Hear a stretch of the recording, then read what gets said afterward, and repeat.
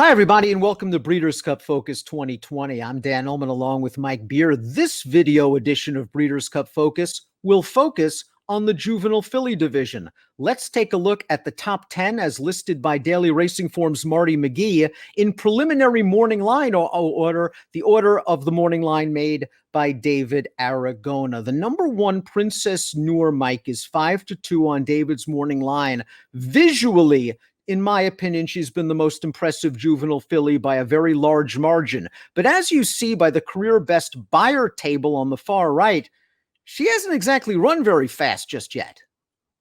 Yeah, that's actually a pretty big sticking point too, going into this race, because she's not the only undefeated filly on the way in. And listen, she's been very impressive, winning all three of her races. They just sort of Cadillac it through the stretch with her. So maybe it holds out hope for some people that she can just run faster when the money's on the line. But as of this video right now, she has to get faster.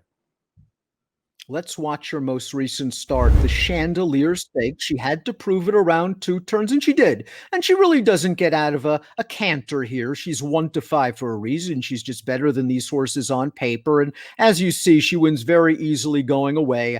Again, from a buyer speed figure standpoint, if she goes off at a relatively short price, you might want to take a swing with horses that have run faster, but I can't fault the way she's done it so far. Yeah, she's looked really good. But you know what?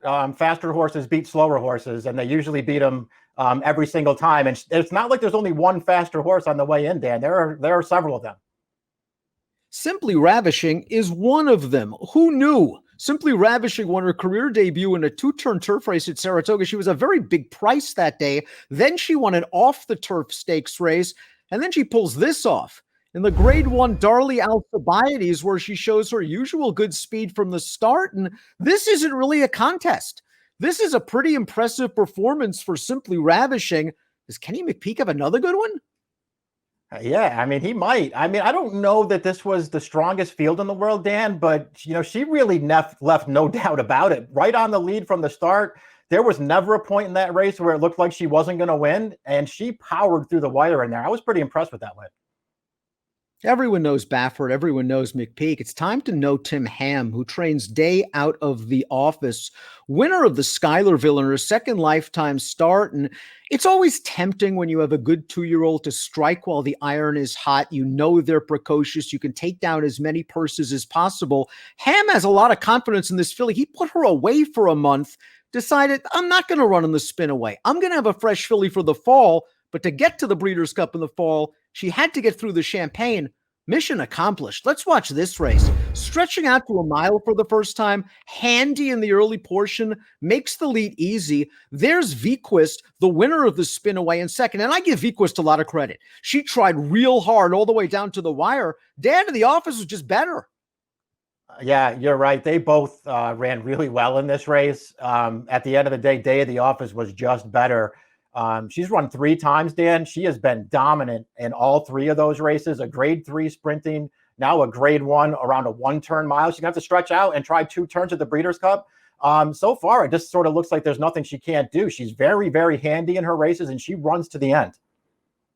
You'll notice that the number 4, Girl Daddy, is by Breeders' Cup Juvenile winner and top sire Uncle Mo. She's done some good things at Churchill Downs. I kind of feel the same way about her as I feel about the 2-year-old colt that ran at Churchill, Sitting on Go, who's preparing for the Juvenile. So far, they've done some nice things.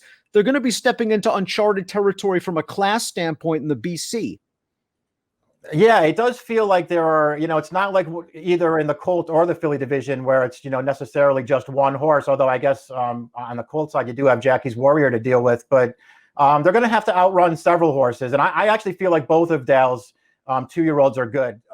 They both, you know, sort of look similar on paper, Dan. They didn't run that fast when they won first time out, but they were impressive. And they both handled the stretch out to a mile very, very effectively. I like this Philly's last race a lot. What do you think of the 6, Crazy Beautiful, who is ranked 6 on Mr. McGee's ratings? I think she's done some nice things visually. She's yet to actually get over the top in some of her races, but I think there's upside here. I do too. The problem for her is she's going to have to now really take a very big step forward to beat some of these horses we've already talked about. You know, I guess you could say that you don't have to worry about distance with her, and that's a good thing because it does feel like she's just going to go on at longer distances. And if there's a fast pace in front of her, she's going to like that as well. But she's just going to have to improve by quite a bit. Princess Noor has been dazzling. She has been brilliant visually. Can she run faster? That's the key determining question in this year's Breeders' Cup Juvenile Fillies.